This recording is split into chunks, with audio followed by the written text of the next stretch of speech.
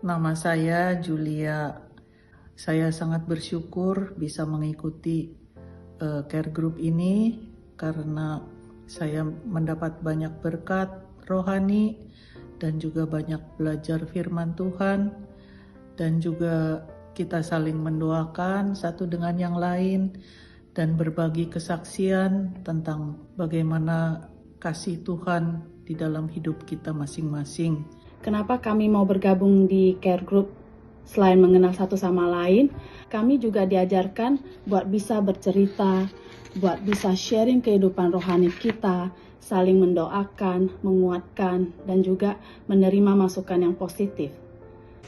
Halo, Shalom, nama saya Liana. Saya mau sharing kenapa saya semangat sekali ikut care group. Saya bersyukur sekali karena manfaatnya bagi saya adalah kita bisa saling sharing, saling mengenal satu dengan yang lain, saling mendoakan. Juga selain itu kita juga bersama-sama bertumbuh, belajar firman Tuhan, kita mengupas bersama-sama, dan kita juga boleh saling mengingatkan satu dengan yang lain supaya kita juga bisa melakukan kebenaran firman Tuhan yang sudah kita pelajari. Shalom, nama saya Jill Sulianto. Saya bergabung dengan care group, sekarang ini mengikuti care group tiap hari Selasa malam. Saya sangat merasa diberkati karena selain kita juga memuji Tuhan, mendengar firman Tuhan, kita berfellowship satu dengan yang lain, kita saling mendoakan, saling sharing, itu sangat memberkati. Halo teman-teman, nama saya Jin. Saya mendapatkan banyak berkat-berkat karena kita akan membahas sesuai topik yang dibutuhkan tiap-tiap anggota kelompok itu ya. Kebetulan kalau saya dari grup Esther Care Group, Esther Care Group itu isinya perempuan semua. Jadi kita semua membahaskan masalah tentang wanita, apakah yang diekspek Tuhan dari ibu, dari kita sebagai wanita pada umumnya, apa yang kita juga expect dari family, dan juga kita membahaskan hal-hal lain yang berhubungan dengan apa yang kita perlukan di tempat kerja, dalam keluarga, dalam lingkungan, apapun yang kita butuhkan, jadi kita bisa sharekan. Kita kalau sudah habis bahan satu, kita ganti bahan lain yang bisa saling menguatkan. Saya mendorong yang belum ikut care group saat ini, ayo mari kita ikut care group, kita saling mendoakan, saling mengingatkan, bahkan saling meneguhkan. Juga kita juga bersama-sama saling sharing dari pengalaman kita bersama Tuhan untuk menguatkan satu dengan yang lain. Oleh karena itu, untuk teman-teman yang masih belum bergabung, saya anjurkan untuk mari kita bersama-sama bergabung dalam care group karena kita bisa saling menguatkan dan saling mendukung satu dengan yang lain. Kami menghimbau teman-teman apabila belum ada tempat untuk bergabung di care group, kami dengan senang hati untuk mengajak kalian untuk bersekutu, membentuk komunitas yang sehat dan positif. Jadi saya harapkan banyak lagi care group lain yang bisa dibentuk supaya kita semua bisa menikmati berkat-berkat Tuhan. Semoga juga memberi kekuatan untuk Anda semua yang akan mengikuti, saudara-saudari bisa berkat nanti jika mengikuti care group di manapun, grup apapun yang Anda pilih nanti. Selamat mengikuti care group.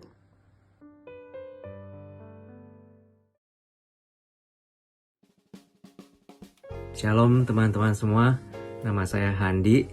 Saya adalah koordinator care group ICLA. Saya mau tanya, kalau saya bilang ya punya makanan enak dan gratis, apa kira-kira saudara mau? Kita semua pasti sudah mendengar ya Medan Kitchen yang ada dekat gereja sini. Apa saudara masih ingat waktu restoran itu buka untuk pertama kalinya? Begitu banyak orang yang begitu excited dan mereka ingin sekali mencoba dan berbondong-bondong pergi ke sana untuk nyobain nasi kuning dan variasi makanan lainnya ya, yang makanan-makanan jadul yang kita ingin cobain lagi. Pertanyaannya, kenapa kok begitu semangat, orang-orang ini begitu semangat dan ingin sekali nyobain makanan si AI Medan ini? Walaupun harganya agak mahal dan cari parkir agak susah, tapi biarin deh, pokoknya kita rela berkorban ya untuk bisa nyobain. Nah, saudara-saudara, sebetulnya di gereja ini juga kita punya makanan enak dan gratis. Tapi bukan makanan jasmani, makanan rohani yang sangat diperlukan dalam kehidupan kita sebagai orang Kristen, di mana kita harus terus bertumbuh dengan makanan-makanan rohani ya, yang dapat membuat kita lebih kuat dalam iman kita dan pertumbuhan iman kita. Maka dari itu, pada bulan Juni ini kita ingin memperkenalkan care group ICLA lebih lanjut kepada saudara-saudara sekalian. Kita sekarang ini ada 8 care group yang dihadiri kira-kira hampir 60 orang setiap minggunya. Jadi udah lumayan banyak gitu anggota jemaat kita yang mengikuti care group secara rutin ya. Jadi mari kita simak bersama akan kesaksian-kesaksian dari saudara-saudara kita sekalian. Hai semuanya, nama saya Evan. Ketika care group ini dibentuk, saya sangat antusias sekali untuk bisa mengikutinya setiap minggu. Dan melalui care group ini juga, kita selain bisa mendengar firman Tuhan, kita bisa sama-sama berdoa, kita bisa melepaskan unek-unek kita. Bahkan di care group kami pun, kami belajar untuk menjadi seorang pemimpin yang bisa men-sharingkan firman Tuhan. Waktu yang sangat-sangat berarti buat saya ketika saya bisa berkumpul, ketika mereka menceritakan tentang sebuah masalah mereka, pergumulan mereka, kita bisa sama-sama saling mendoakan. Sebaliknya, ketika saya pun juga ada pergumulan, kita bisa sama-sama saling mendoakan. Nama saya Iya. Mula-mulanya waktu saya diajak bergabung dengan care group, saya agak ragu-ragu karena anggota care group ini lebih tua dari saya, berumur sekitar 70 tahun ke atas, 100 tahun ke bawah. Saya pikir pasti grup ini boring, karena saya pikir kalau ada diskusi gak akan nyambung gitu ya. Tapi saya coba untuk ikut grup ini. Ternyata saya sangat diberkati karena melalui pengalaman-pengalaman, sharing, mereka ini sangat berpengalaman. Jadi saya banyak belajar. Saya bergabung di Courage Care Group karena saya merasa perlu berada di satu lingkungan, satu environment di mana mereka bisa menerima saya apa adanya dan juga di mana saya bisa bertumbuh secara rohani. Saya tahu bahwa pertumbuhan rohani ini akan lebih stabil kalau ada orang-orang yang mendukung, mendorong, men-encourage saya. Dan di grup ini saya mendapatkan orang-orang yang saling membangun, di mana tiap-tiap kita bisa bertumbuh secara rohani, terutama dalam hubungan kita dengan Tuhan Yesus. Dan di grup ini juga selain membahas dan mendiskusikan firman Tuhan, banyak di antara kita yang merasa berbeban untuk bersaksi atau sharing masalah yang kita hadapi, di mana teman-teman mendengarkan, mendoakan, dan juga mungkin ada di antara teman-teman kita yang sudah mengalami hal yang sama, di mana mereka menyaksikan bagaimana Tuhan membuka jalan, di mana Tuhan memberi pertolongan dalam keadaan yang sama. Selain kita bertumbuh, belajar firman Tuhan, kita juga memperdalam persahabatan satu dengan yang lain. Nama saya Jenny. Kesan saya ikut care group membuat saya lebih tahu isinya Alkitab. Sebetulnya saya di Indonesia sudah masuk ke gereja sejak dari ikut Sunday School. Ya, saya sejak ikut Bible Study, kini saya lebih mendalam ya teman-teman seiman. Saya juga harap kalian mau ikut care group seperti saya biar lebih mendalam, tahu isinya Alkitab. Selamat pagi saudara-saudara sekalian. Kali ini saya ingin share sedikit mengenai care groups ya. Seperti saudara tahu bahwa di gereja kita ada kelompok-kelompok yang bertemu seminggu sekali, yaitu di dalam care groups. Saat ini saya ikut care group yang namanya Petrus, care group Petrus. Ada juga yang lain-lain, Daniel, care group Louis dan sebagainya. Ya.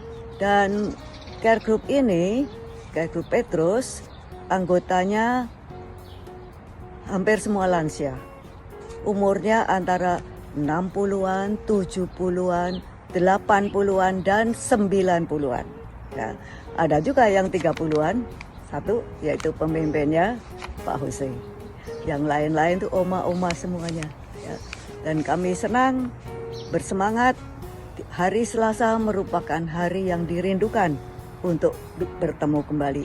Kami mendengar firman Tuhan, sharing time, dan mendoakan. Dan itu semua memberi semangat, memberi penghiburan, ya. Dan bahkan Tuhan menjawab doa-doa yang dipanjatkan dengan cara yang ajaib. Dan kami berdoa dengan tulus untuk satu dan yang lain. Saya mengencourage Bapak Ibu, saudara-saudari, teman-teman yang belum bergabung di salah satu care group untuk setidak-tidaknya mencoba ikuti salah satu care group yang ada, dan kalau tidak cocok ya nggak apa-apa, coba care group yang lain. Dan saya yakin pasti ada care group yang sesuai dengan kebutuhan Anda. Jadi kalau untuk teman-teman yang belum join, penting sekali untuk mencoba ya, supaya bisa tahu care group ini sangat bermanfaat di dalam hidup kita. Jadi sekali lagi buat teman-teman yang di luar sana yang belum punya care group, mari saya undang teman-teman untuk kita sama-sama join di care group di ICLA. Kalau saudara belum masuk ke dalam salah satu care group ini, silahkan coba sesuaikan dengan umur saudara supaya pembicaraan lebih cocok ya, yang muda atau yang tua gitu. Tapi kalau umur saudara antara 60 sampai 90, silahkan masuk care group Petrus. Kita akan awet muda deh ya. Terima kasih, Tuhan memberkati. Shalom Bapak Ibu yang dikasihi Tuhan, selamat malam. Selamat berjumpa kembali di kebaktian doa ICLA. Senang sekali kita masih dapat bisa berkumpul. Allah yang kita percaya adalah Allah yang setia, yang selalu menyediakan waktu untuk kita dapat bersekutu dan berdoa.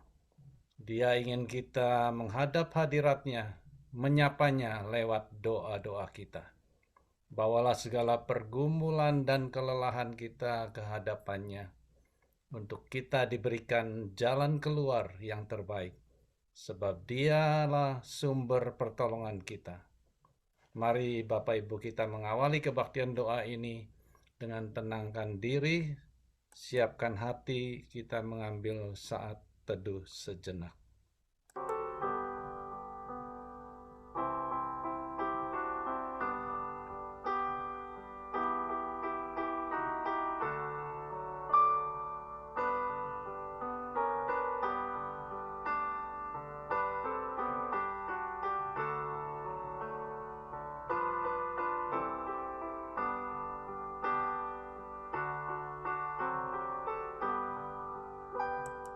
Amin. Mari Bapak Ibu saya undang bangkit berdiri.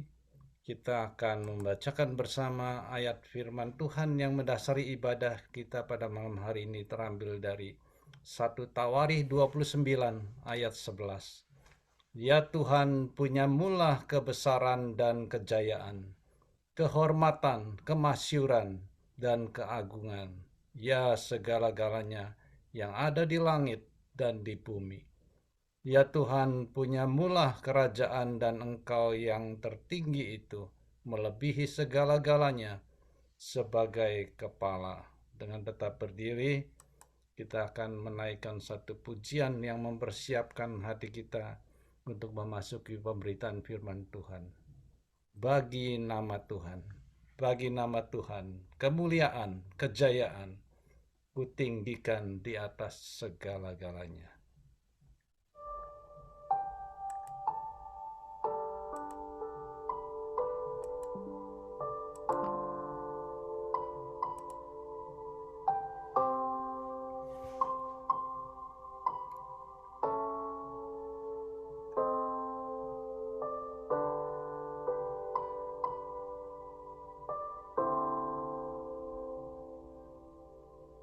Tuhan, nama-Mu selalu di dalam doaku, berkuasa atasku.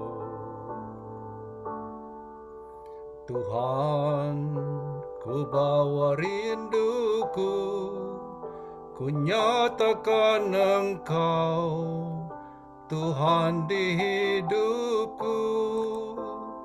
Bagi nama Tuhan, kemuliaan, kejayaan.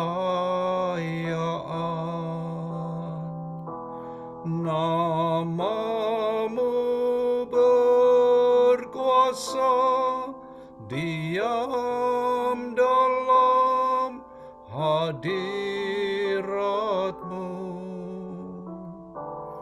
Engkau tetap Tuhan, ku tinggikan di atas segalanya. Tempat ini dipenuhi nama Tuhan.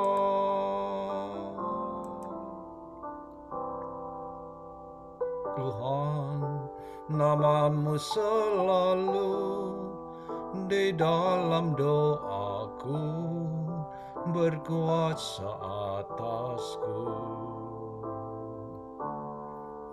Tuhan, ku bawa rinduku, ku nyatakan Engkau, Tuhan di hidupku. Bagi nama Tuhan, kemuliaan, kejayaan.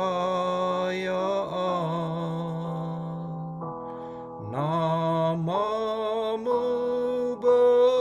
berkuasa, diam dalam hadirat-Mu. Engkau tetap Tuhan, ku tinggikan di atas segalanya.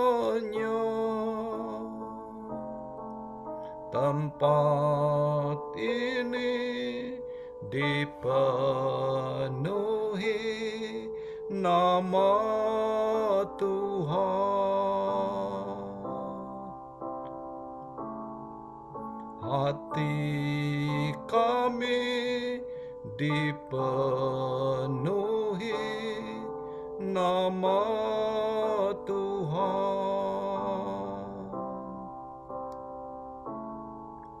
Bumi ini dipenuhi nama Tuhan.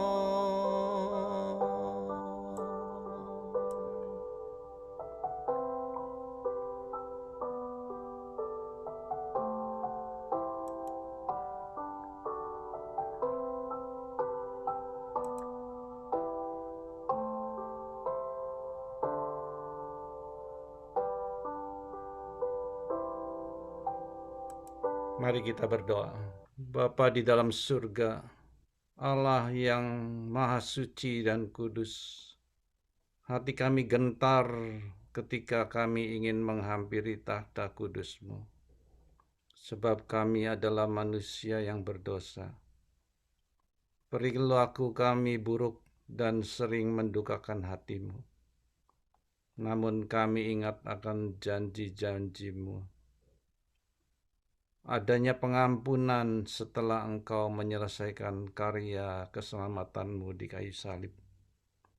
Terima kasih untuk anugerah-Mu yang besar. Kami mohon ampuni dosa-dosa kami. Kami menyesali akan perbuatan kami yang tidak memuliakan Engkau. Sebentar kami akan mendengar dan merenungkan firman-Mu. Mohon persiapkan hamba-Mu yang akan men-sharingkan berita kebenaran firman-Mu, sehingga kami dapat mengerti dengan jelas akan maksud isi hati-Mu, dan kami dapat melakukannya di dalam hidup kami. Dan juga persiapkan hati kami seperti tanah yang subur, sehingga mata hati kami dicelikkan untuk melihat apa yang Engkau mau atas hidup kami. Hadirlah di tengah-tengah kami dan dengarlah doa kami. Di dalam nama anak-Mu Yesus Kristus kami berdoa dan mengucap syukur. Amin. Shalom Bapak Ibu yang terkasih dalam Tuhan, selamat malam. Kita bersyukur malam hari ini kita boleh kembali berdoa dan sama-sama merenungkan firman Tuhan. Tema renungan kita malam hari ini yaitu anugerah Allah bagi semua bangsa. Nats yang akan kita baca terambil dari Kisah Para Rasul pasal yang ke-10 ayat 1 hingga ayat yang ke-8. Saya akan membacakannya bagi Bapak Ibu sekalian. Kisah 10 ayat 1. Di Kaisaria ada seorang yang bernama Cornelius, seorang perwira pasukan yang disebut pasukan Italia. Ia saleh, ia serta seisi rumahnya takut akan Allah, dan ia memberi banyak sedekah kepada umat Yahudi dan senantiasa berdoa kepada Allah. Dalam suatu penglihatan kira-kira jam 3 petang, jelas tampak kepadanya seorang malaikat Allah masuk ke rumahnya dan berkata kepadanya, Cornelius. Ia menatap malaikat itu dan dengan takut ia berkata, ada apa Tuhan? Jawab malaikat itu, semua doamu dan sedekahmu telah naik ke hadirat Allah dan Allah mengingat engkau. Dan sekarang suruhlah beberapa orang ke Yope untuk menjemput seorang yang bernama Simon dan yang disebut Petrus, yang menumpang di rumah seorang penyamak kulit yang bernama Simon yang tinggal di tepi laut. Setelah malaikat yang berbicara kepadanya itu meninggalkan dia, dipanggilnya 2 orang hambanya beserta seorang prajurit yang saleh dari orang-orang yang selalu bersama-sama dengan dia. Dan sesudah ia menjelaskan segala sesuatu kepada mereka, ia menyuruh mereka ke Yope. Bapak Ibu yang terkasih dalam Tuhan, sejak manusia jatuh dalam dosa, dosa bukan hanya merusak hubungan antara manusia dengan Allah, tapi dosa juga merusak hubungan antara manusia dengan sesama. Kita tahu bahwa begitu banyak perasaan dan pemikiran yang negatif yang kita miliki terhadap orang lain. Salah satunya yaitu berprasangka.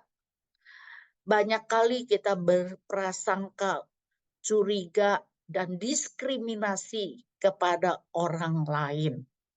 Apa sih prasangka itu? Prasangka adalah pemikiran, penilaian, atau sikap yang negatif terhadap seseorang atau terhadap suatu kelompok tertentu. Prasangka merupakan kombinasi dari keyakinan kita, lalu perasaan kita, juga kecenderungan tindakan kita. Kalau kita sudah punya keyakinan bahwa orang itu orang jahat, lalu kita punya perasaan tidak suka dengan orang itu. Setelah kita tidak suka dengan orang itu, maka kita akan berusaha untuk menjauhi dia dan tidak mau melakukan hubungan apapun dengan orang tersebut karena kita berprasangka bahwa orang itu adalah orang yang jahat. Jadi, dengan kata lain, prasangka itu seperti tembok yang akan memisahkan kita dengan orang lain. Ketika kita berprasangka, maka kita tidak lagi bisa menjalin hubungan yang baik dengan sesama kita. Nah, hal itu yang terjadi di dalam kehidupan orang Yahudi dan orang non-Yahudi. Orang-orang Yahudi menganggap bahwa diri mereka adalah umat Allah, keturunan Abraham, dan Tuhan menjadikan mereka bangsa milik Tuhan. Tuhan memberikan hukum Taurat, memberikan firman Tuhan kepada mereka, sehingga mereka menjadi umat Tuhan yang mengerti kebenaran, yang hidupnya kudus, dibandingkan dengan bangsa-bangsa lain yang non-Yahudi. Oleh sebab itu, mereka berpikir, mereka yakin bahwa orang-orang non-Yahudi adalah orang-orang kafir, orang-orang berdosa, orang-orang jahat, orang-orang yang hina, dan mereka tidak mau berhubungan atau bergaul dengan orang-orang non-Yahudi. Bahkan kadang-kadang mereka menghina mereka, orang-orang Yahudi ini menghina orang-orang non-Yahudi dan menyamakan mereka, maaf, dengan anjing. Nah, apakah Tuhan senang dengan hal itu? Tuhan melihat bahwa prasangka itu seperti tembok yang menghalangi hubungan antar sesama manusia. Di dalam kisah yang kita baca tadi, kita melihat satu tindakan Allah di mana Allah meruntuhkan tembok prasangka tersebut. Kenapa Tuhan lakukan hal ini? Karena kita tahu bahwa Tuhan itu mengasihi semua orang yang ada di dalam dunia ini. Yohanes 3 ayat 16 dikatakan, karena begitu besar kasih Allah akan dunia ini. Dan di dalam dunia ini begitu banyak orang dari berbagai bangsa, berbagai ras, berbagai bahasa, dengan warna kulit yang berbeda. Dan Tuhan mengasihi akan dunia ini yang terdiri dari beragam manusia. Sehingga Allah memberikan anak yang tunggal. Supaya setiap orang yang percaya, siapa saja yang percaya, tidak binasa, melainkan beroleh hidup yang kekal. Oleh sebab itu, Tuhan itu juga memberikan perintah kepada kita. Pergi, jadikan semua bangsa muridku. Perhatikan, semua bangsa. Jadi Tuhan tidak diskriminasi, hanya mengasihi sekelompok orang, satu bangsa. Tapi Tuhan mengasihi semua bangsa. Ingin semua bangsa mendengar Injil Tuhan.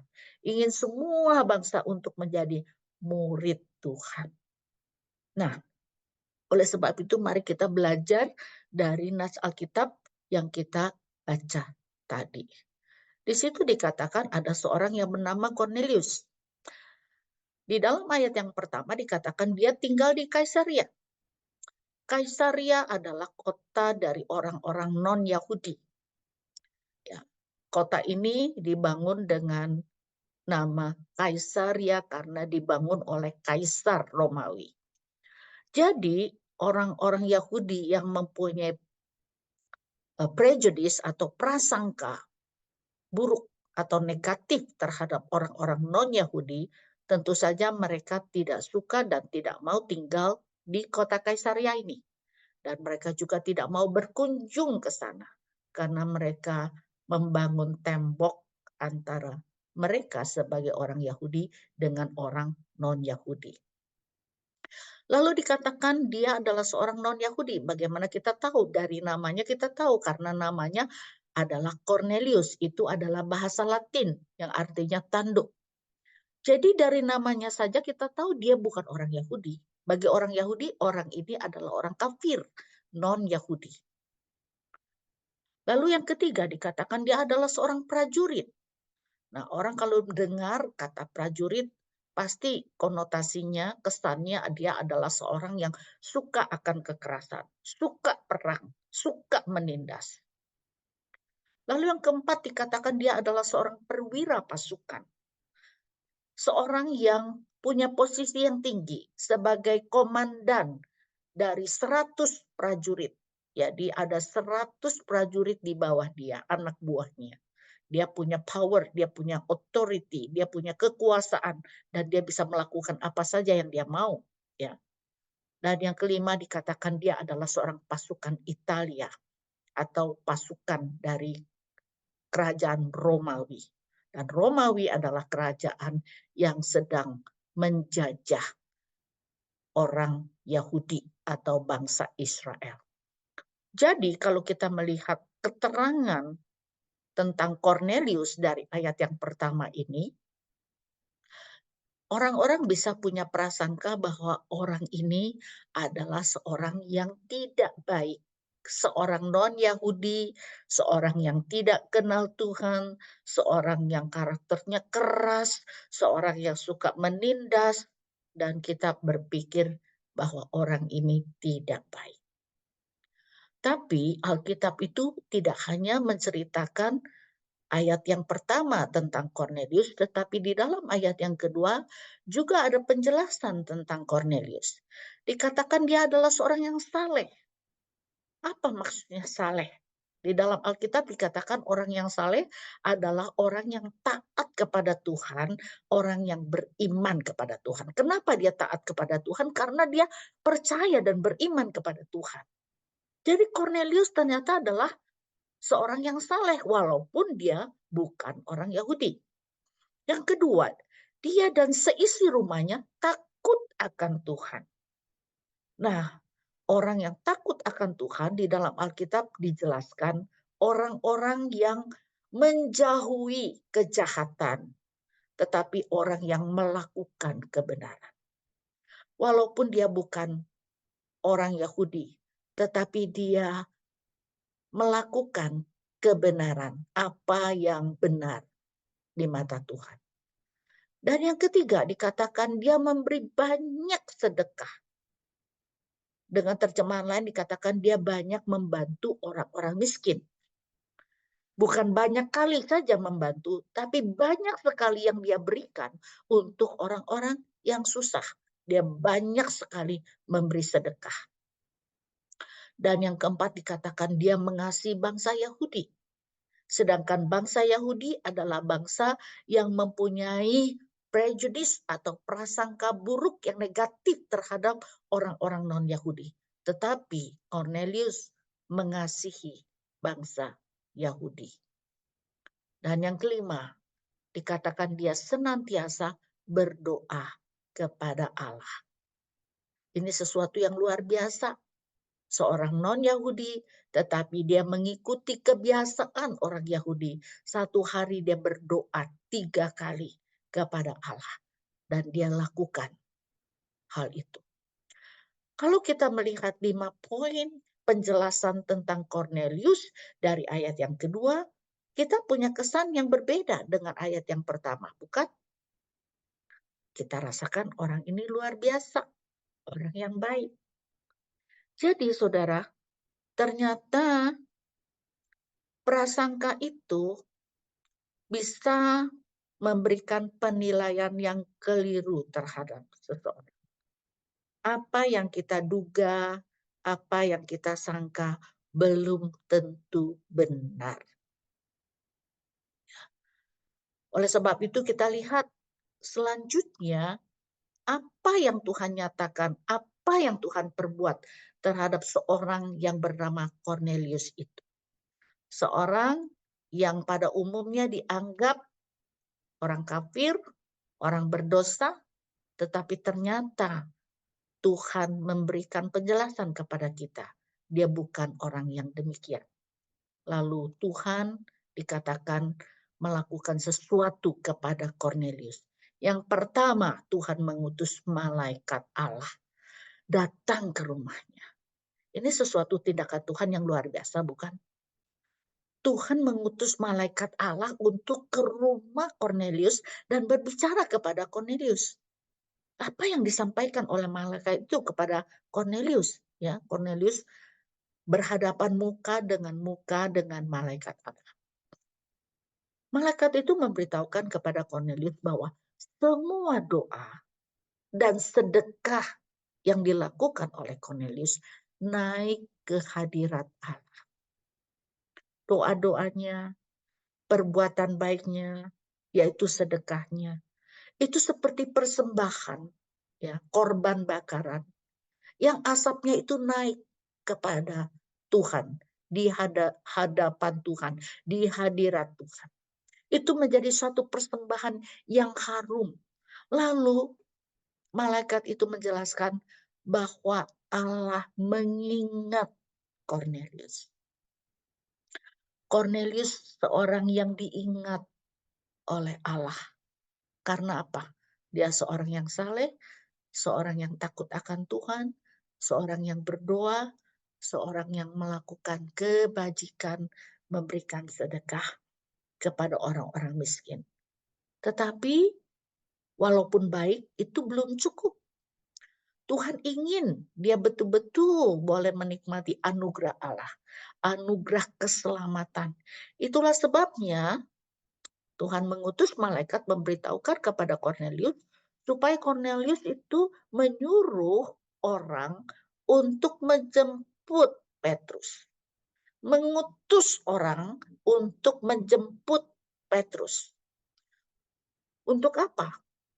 Karena Tuhan ingin Cornelius yang selama ini sudah mau percaya Tuhan, mau berdoa, mau berbuat baik, dan mengenal bahwa keselamatan itu hanya ada di dalam karya penebusan Tuhan Yesus. Dan dia perlu mengerti hal ini. Itulah sebabnya dia perlu menjemput Petrus ke rumahnya. Jadi itu yang disampaikan malaikat Tuhan kepada Cornelius. Setelah itu bagaimana respon Cornelius setelah mendapatkan berita dan bertemu dengan malaikat Tuhan? Segera dikatakan setelah malaikat itu meninggalkan rumahnya, respon Cornelius segera mengutus 2 orang hambanya dan seorang prajurit yang saleh ke Yope untuk menjemput Petrus. Jadi dia tidak tunda-tunda waktu, dia betul-betul taat apa yang diperintahkan oleh Tuhan, segera dia lakukan. Ya, mengutus 2 orang hambanya dan seorang prajurit untuk menyertai melindungi supaya ya misi ini bisa berjalan dengan baik dan berhasil. Nah, Tuhan bukan hanya bekerja sampai di sini, menolong Cornelius, tetapi Tuhan juga bekerja di dalam kehidupan hambanya, yaitu Petrus. Apa yang dilakukan oleh Tuhan kepada Petrus? Tuhan juga memberikan penglihatan kepada Petrus. Tentu saja tidak ada kisah ini di dalam nats yang kita baca tadi, tapi Bapak Ibu bisa melanjutkan membacanya di rumah. Dikatakan pada siang hari jam 12 ketika Petrus lapar, Tuhan memberikan penglihatan di mana ada kain yang lebar turun dari langit ya, dengan ujung keempat sudutnya itu bergantung, tapi di dalamnya itu ada berbagai jenis binatang. Lalu Tuhan berkata kepada Petrus, sembelilah dan makanlah. Petrus melihat hal itu dikatakan, tidak Tuhan, sebab aku belum pernah makan sesuatu yang haram. Tapi Tuhan berkata lagi, sembelilah dan makanlah. Dan itu Tuhan lakukan sampai 3 kali. Kenapa? Karena Tuhan sedang mengajarkan kepada Petrus satu pelajaran. Apa yang disampaikan? Pelajaran apa yang Petrus harus mengerti? Tuhan katakan ya, bahwa apa yang Tuhan nyatakan halal tidak boleh kamu nyatakan haram. Kalau Tuhan katakan ini halal, lakukan ini, engkau harus lakukan. Kau tidak boleh mengatakan bahwa itu haram. Karena Tuhan menjelaskan bahwa Allah itu tidak membeda-bedakan orang. Itu yang diajarkan oleh Tuhan kepada Petrus hambanya. Nah, setelah Tuhan mengajarkan pengertian itu, Tuhan menyuruh Petrus untuk menemui utusan Cornelius. Dikatakan ada 3 orang di depan pintu rumahmu. Temui dia. Ya. Lalu pergi berangkat bersama dengan orang itu. Karena mereka adalah orang-orang yang aku perintahkan untuk menjemput kamu. Tuhan jelas mengatakan, Petrus, kau harus pergi. Karena apa? Karena Tuhan ingin ya pakai Petrus untuk menyampaikan Injil keselamatan kepada Cornelius. Akhirnya Petrus berangkat ya sampai ke rumah Cornelius keesokan harinya. Dan di sana ternyata sudah berkumpul banyak sekali sanak keluarga daripada Cornelius. Bahkan dia juga mengundang sahabat-sahabatnya. Kenapa? Karena Cornelius ingin supaya keluarganya, sanak saudaranya, sahabat-sahabatnya boleh mendengar firman Tuhan, boleh mengerti tentang anugerah Tuhan, tentang keselamatan melalui Petrus, hamba Tuhan yang akan Tuhan utus untuk hadir di tengah-tengah mereka. Dan Tuhan pakai Petrus untuk menyampaikan berita Injil perdamaian, karya keselamatan di dalam Tuhan Yesus Kristus. Nah, dikatakan ketika Petrus sedang berkata, turunlah Roh Kudus ke atas semua orang yang mendengarkan pemberitaan itu. Dan semua orang percaya dari golongan bersunat yang menyertai Petrus tercengang-cengang karena melihat bahwa karunia Roh Kudus dicurahkan ke atas bangsa-bangsa lain juga. Perhatikan. Sekarang Petrus menyaksikan bahwa orang-orang ini mereka tuh ternyata mendengar Injil dan percaya, dan Tuhan memberikan Roh Kudus kepada mereka, kepada semua orang yang mendengarkan pemberitaan itu. Mereka itu siapa? Orang-orang non-Yahudi yang mendengar Injil. Sehingga orang-orang yang bersama dengan Petrus, yaitu dari golongan bersunat, yaitu orang-orang Yahudi, itu tercengang-cengang, terheran-heran melihat kenyataan itu. Dan mereka mulai mengerti bahwa Tuhan memberikan karunia Roh Kudus juga kepada bangsa-bangsa lain selain kepada orang Yahudi, bangsa Israel yang percaya kepada Tuhan Yesus. Lalu mulailah Petrus berbicara, katanya, sesungguhnya aku telah mengerti bahwa Allah tidak membedakan orang. Jadi kita lihat bahwa Allah itu tidak pilih kasih, hanya mengasihi satu kelompok orang. Sangat eksklusif. No. Allah tuh mengasihi orang-orang yang ada di dalam dunia ini, tidak membeda-bedakan mereka, tidak diskriminasi, tidak pilih kasih. Allah tidak membedakan orang. Itu sikap Allah. Dan setiap orang dari bangsa manapun yang takut akan Dia dan yang mengamalkan kebenaran berkenan kepada Tuhan. Menarik sekali. Ya, setiap orang dari bangsa manapun, kalau takut akan Tuhan, mengamalkan kebenaran, Tuhan akan berikan kesempatan kepada mereka untuk mengerti bahwa mereka bisa diselamatkan, bisa menikmati anugerah Tuhan.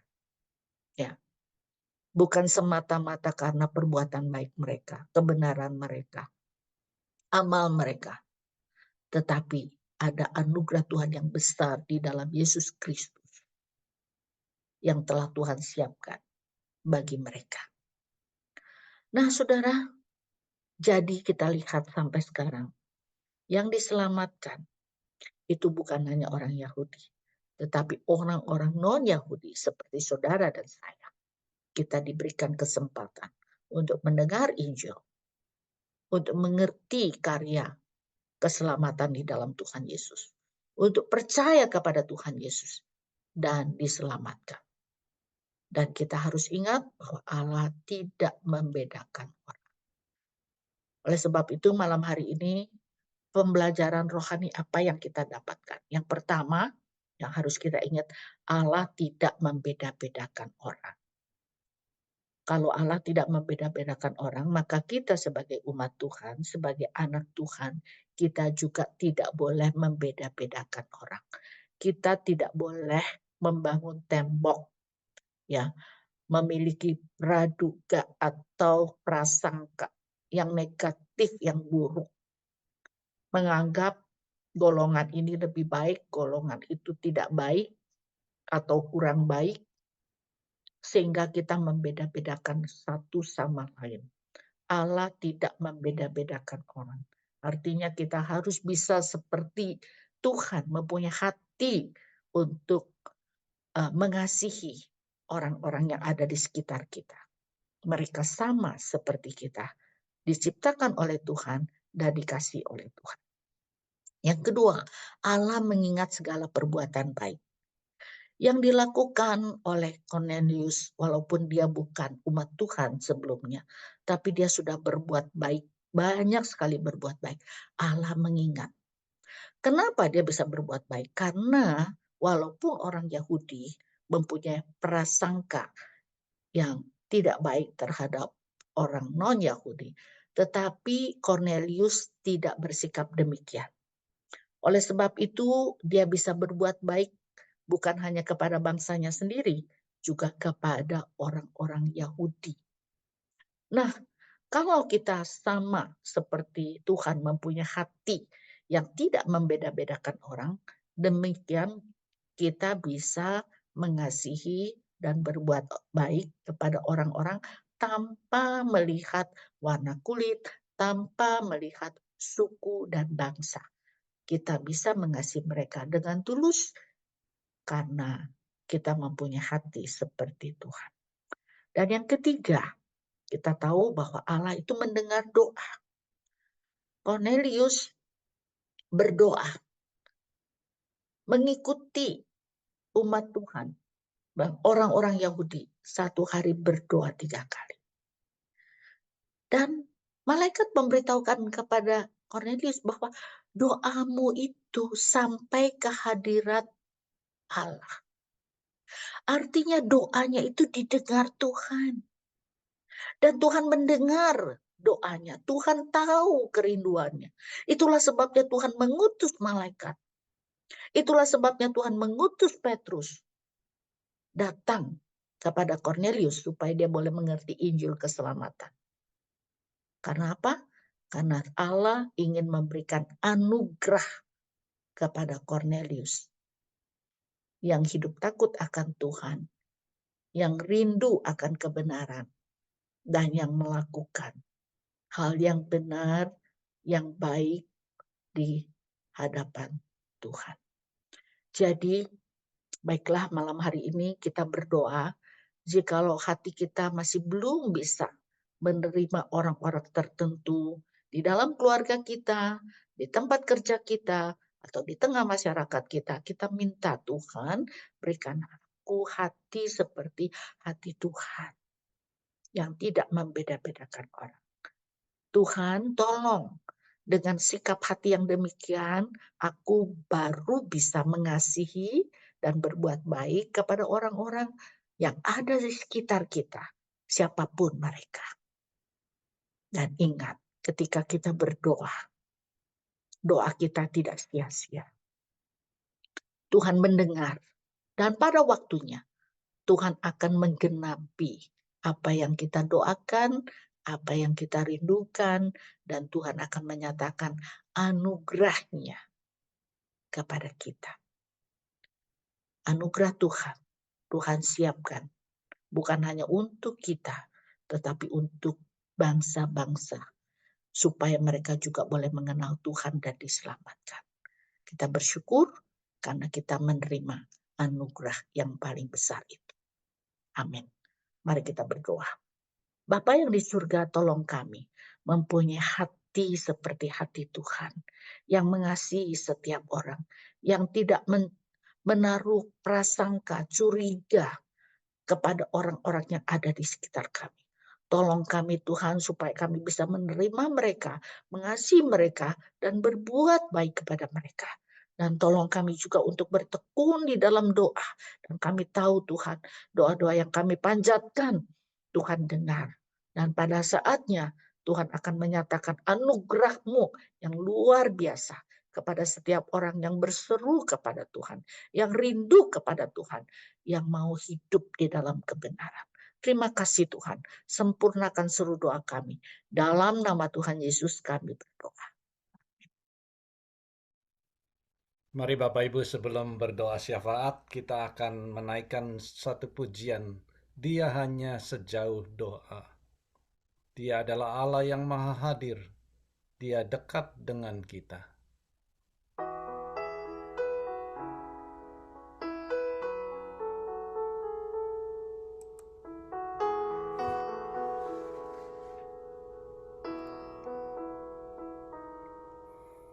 Bila kau rasa gelisah di hatimu, bila kelam kabut tak menentu hidupmu, ingat masih ada seorang penolong bagimu. Yesus tak pernah jauh darimu. Berseru memanggil namanya, berdoa dia akan segera menghampiri dirimu. Percaya dia tak jauh darimu, dia hanya sejauh doa.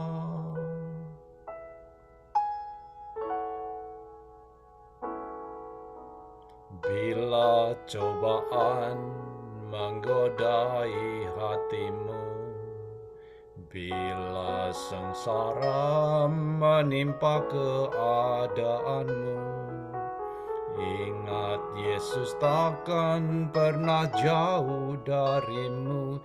Dia selalu pedulikan kamu. Berseru memanggil namanya, berdoa dia akan segera menghampiri dirimu. Percaya dia tak jauh darimu, dia hanya sejauh doa. Musik saja. Berseru memanggil namanya, berdoa dia akan segera menghampiri dirimu. Percaya dia tak jauh darimu, dia hanya sejauh doa. Dia hanya sejauh doa. Dia hanya sejauh doa.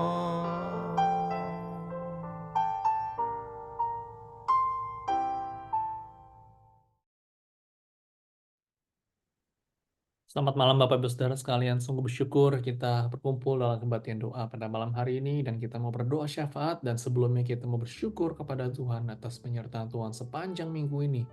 Mari saudara kita hitung berkat Tuhan dalam keluarga kita, dalam kesehatan kita, pekerjaan, doa-doa yang telah Tuhan jawab. Kita mau bersyukur kepada Tuhan dan bersyukur atas perlindungan Tuhan dalam sepanjang kehidupan kita dan keluarga kita. Mari kita menaikkan puji syukur kita kepada Tuhan. Tuhan, kami sungguh bersyukur kepadamu karena kami memiliki Tuhan yang begitu baik dalam kehidupan kami. Kami bersyukur karena Engkau tak henti-hentinya menyertai kami. Sepanjang minggu ini Tuhan, kami melihat ada perbuatan tangan Tuhan yang begitu ajaib dalam kehidupan kami, dalam keluarga kami, dalam pekerjaan kami. Kami sungguh bersyukur ya Tuhan atas perlindungan-Mu ya Tuhan.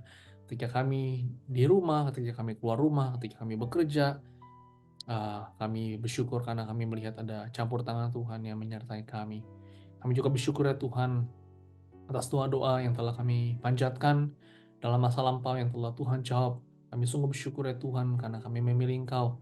Sungguh ya Tuhan, Engkau begitu layak menerima segala pujian dan syukur kami karena Engkau adalah Tuhan yang maha kasih, yang begitu mengasihi kami. Engkau menebus setiap kami ya Tuhan, sehingga kami boleh mendapatkan kehidupan yang kekal. Oleh karena itu ya Tuhan, pada malam hari ini kami mau datang kepadamu dengan hati penuh syukur dan kami mau memanjatkan doa-doa syukur kami hanya kepadamu saja. Terima kasih Tuhan, di dalam Tuhan Yesus kami berdoa. Amin. Saudara, pada saat ini kita mau berdoa bagi setiap jemaat.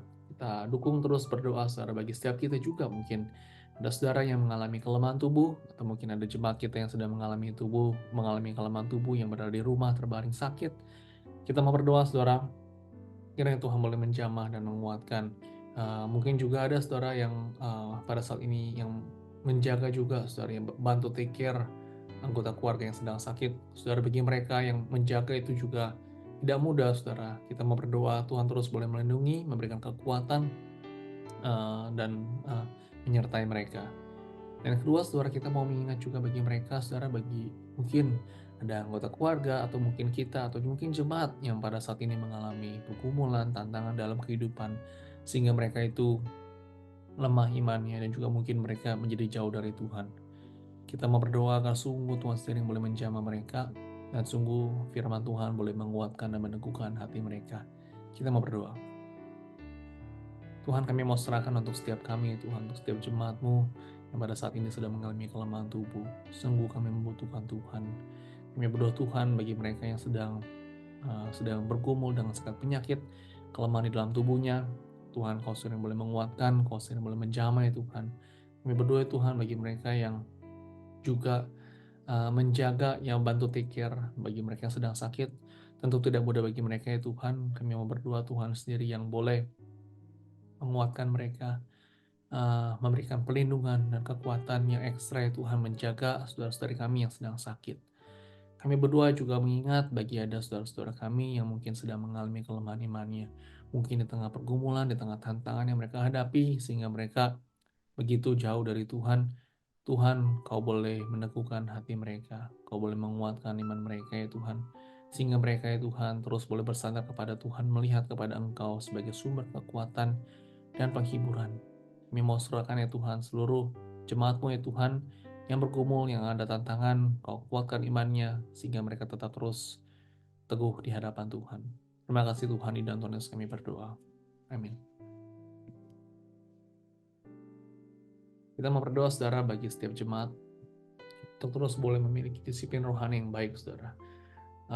Tentu saja saudara memiliki disiplin yang rohani itu tidaklah mudah, itu terus bertekun mencari Tuhan setiap harinya. Mungkin ada kesulitan dalam tantangan, dalam pekerjaan, sehingga kesibukan mereka, sehingga mungkin mereka jadi tidak disiplin. Kita mau berdoa Tuhan sendiri yang boleh menolong setiap jemaat memiliki relasi yang senantiasa dekat dengan Tuhan setiap harinya.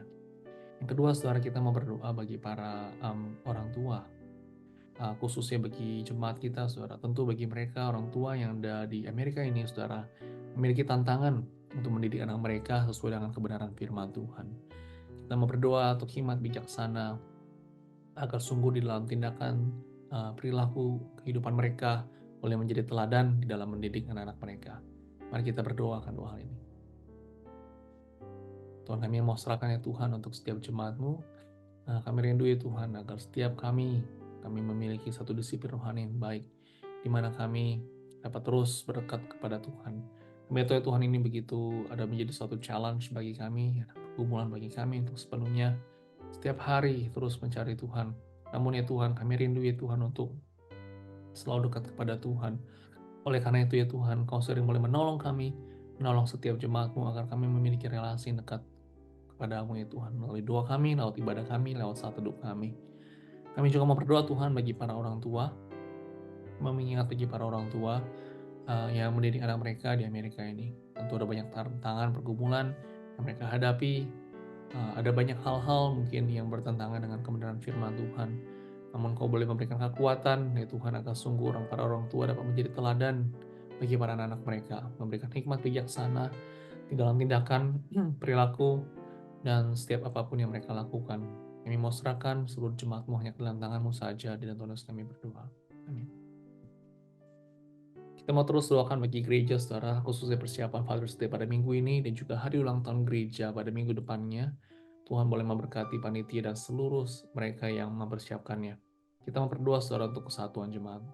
Kita doakan saudara untuk agar sungguh jemaat tidak terpecah-pecah namun tetap bersatu di dalam Tuhan, dan mereka boleh bertumbuh secara jemaat secara kualitas juga kuantitas. Mari kita doakan akan dua hal ini. Kami serahkan ya Tuhan untuk gerejamu dalam tangan Tuhan. Gereja ini adalah milikmu, dan kami mau serahkan untuk segala persiapan, khususnya Father's Day dan juga untuk hari ulang tahun gereja.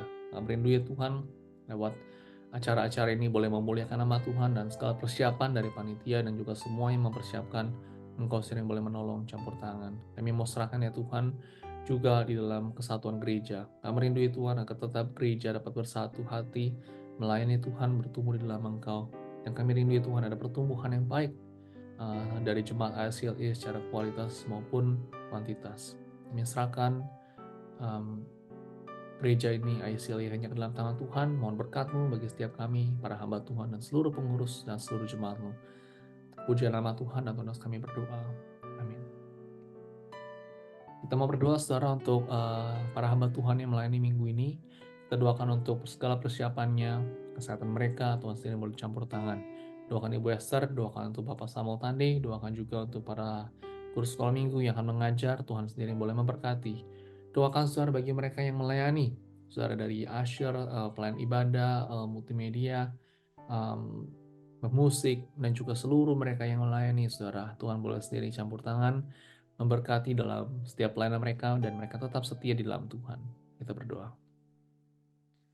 Kami serahkan ya Tuhan bagi setiap para hamba Tuhan yang melayani, khusus bagi Ibu Esther dan juga untuk Bapak Samuel Tande dalam segala persiapannya. Tuhan sendiri boleh menolong dan campur tangan, sehingga dalam persiapan firman Tuhan boleh sekali lagi Kau urapi dan boleh menjadi berkat bagi setiap jemaat-Mu, dan firman Tuhan boleh menguatkan setiap hati jemaat pada minggu ini. Kami rindu ya Tuhan, dari guru-guru Sunday School dan setiap yang melayani Tuhan, Kau berkati pelayanan mereka, sehingga mereka ya Tuhan boleh sekali lagi memuliakan nama Tuhan dengan karunia yang telah Tuhan berikan bagi mereka, dan juga sekali lagi dan mereka boleh menguatkan satu dengan yang lain lewat pelayanan yang mereka lakukan. Berkati ya Tuhan buat ibadah pada minggu ini dan seluruh jemaat-Mu yang melayani. Di dalam nama kami berdoa.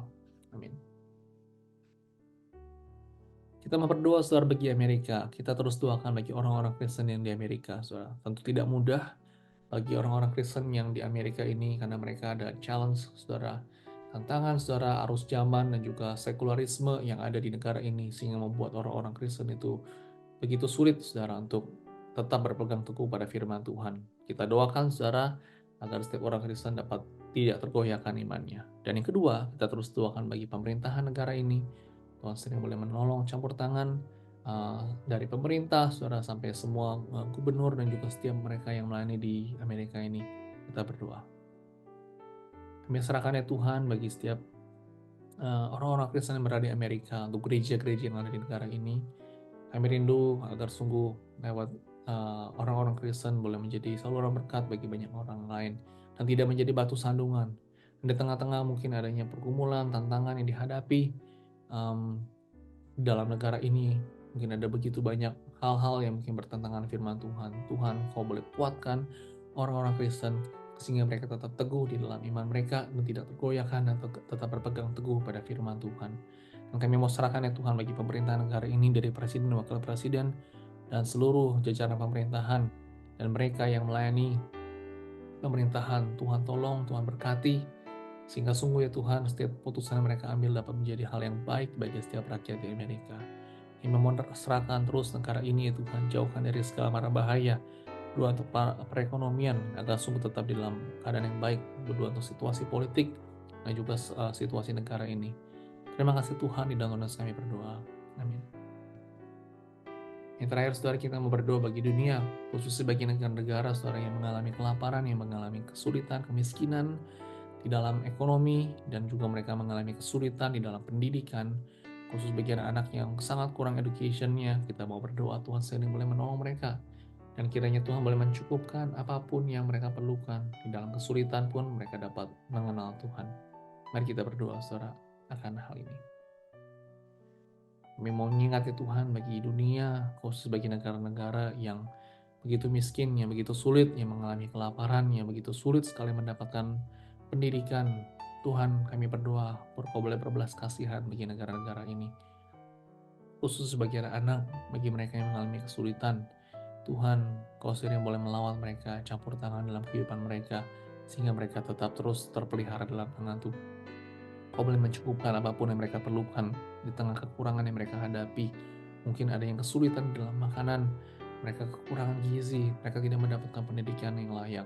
Tuhan, Kau boleh membukakan jalan, sehingga mungkin ada satu badan atau organisasi yang dapat masuk di dalam pelayanan mereka, sehingga mereka dapat terus mendapatkan apapun yang mereka perlukan. Kami rindu ya Tuhan, agar sungguh mereka pun yang terpencil pun dapat mengenal akan kasih Tuhan dan mereka dapat mengenal akan Kristus. Terima kasih Tuhan atas kebenaran satu waktu di mana kami berdoa. Tidak Tuhan Yesus kami berdoa. Mari saudara, kita mau membawa segala pergumulan pribadi kita mau membawanya semua ke dalam doa. Mari kita berdoa.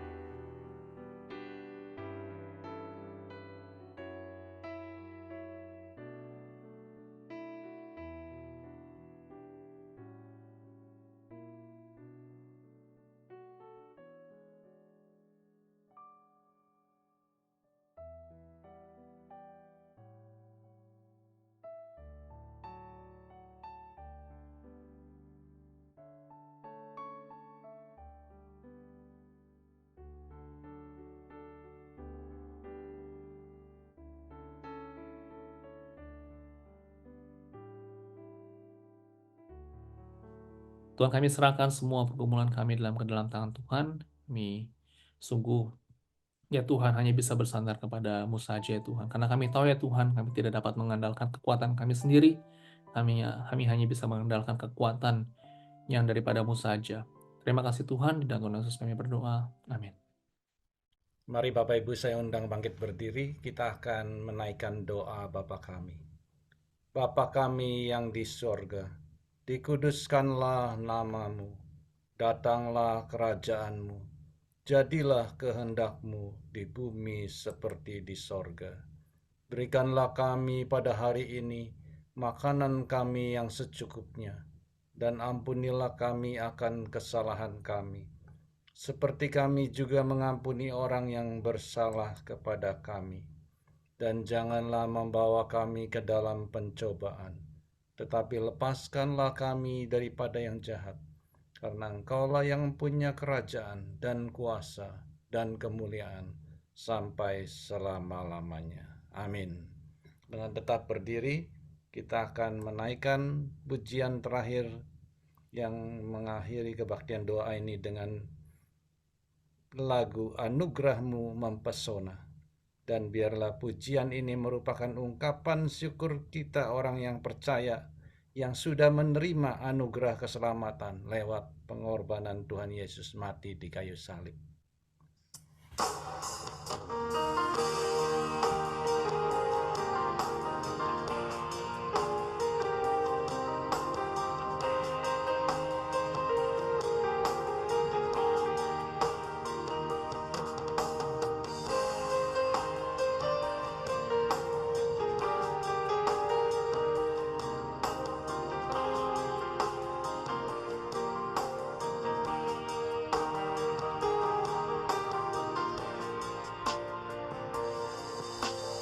Tuhan, Kau sungguh besar, karya-Mu sungguh ajaib. Tiada hentinya Ku mengagumi, sungguh Kau ajaib. Tuhan, Kau sungguh besar, karya-Mu sungguh ajaib. Tiada hentinya Ku mengagumi, sungguh Kau ajaib. Ku mau selalu bersyukur kepada-Mu Tuhan, anugerah-Mu mempesonaku. Selalu dan selalu Kau angkat hatiku, Kau membuatku berharga di matamu.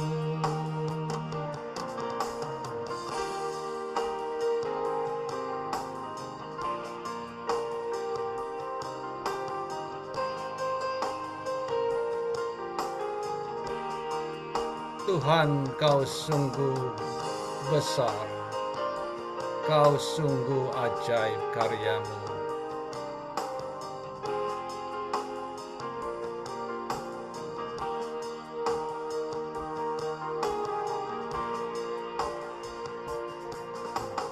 Tuhan, kau sungguh besar,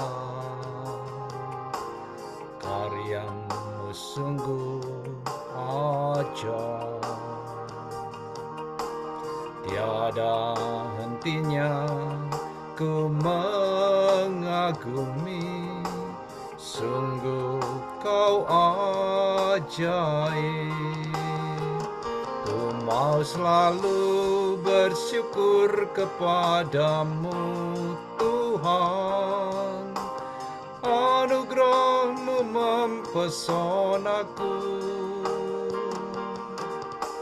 Selalu dan selalu kau angkat hatiku, kau membuatku berharga di matamu. Ku mau selalu bersyukur kepadamu Tuhan, anugerah-Mu mempesonaku. Selalu dan selalu kau angkat hatiku, kau membuatku berharga di matamu. Kau membuatku berharga di matamu.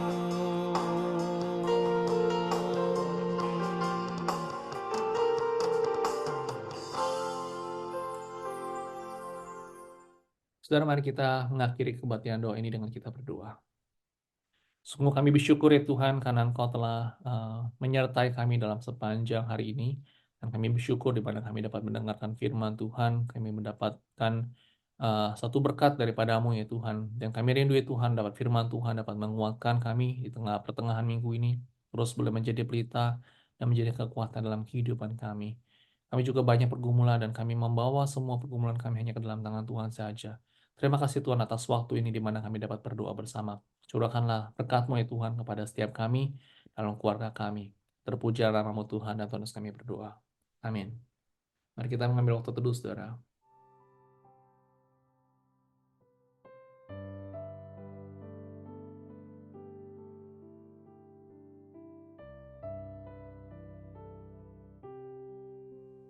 Baik saudara, sungguh bersyukur saudara kita dapat berkumpul dalam kebaktian doa pada hari ini dan kita mau bertemu kembali saudara pada hari Minggu ini di mana kita juga akan merayakan Father's Day saudara. Kita ajak para suami atau mungkin para ayah atau mungkin keluarga kita untuk dapat hadir dalam ibadah pada minggu ini dan kita mau bersama-sama saudara merayakan kasih Tuhan khususnya di dalam kepada para ayah yang telah Tuhan berikan kepada kita.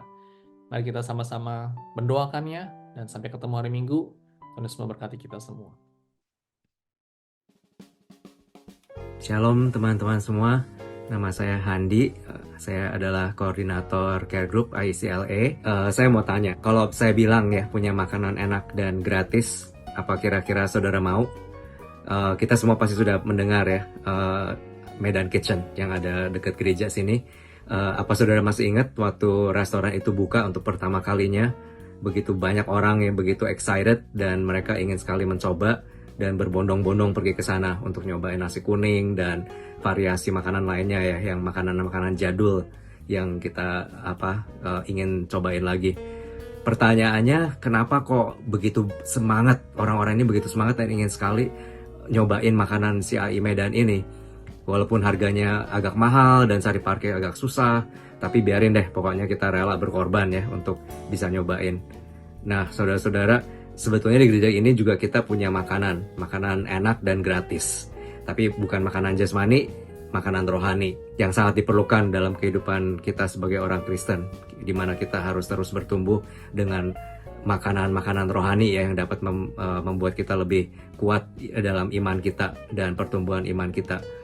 Maka dari itu pada bulan Juni ini kita ingin memperkenalkan care group ICLA lebih lanjut kepada saudara-saudara sekalian. Kita sekarang ini ada 8 care group yang dihadiri kira-kira hampir 60 orang setiap minggunya.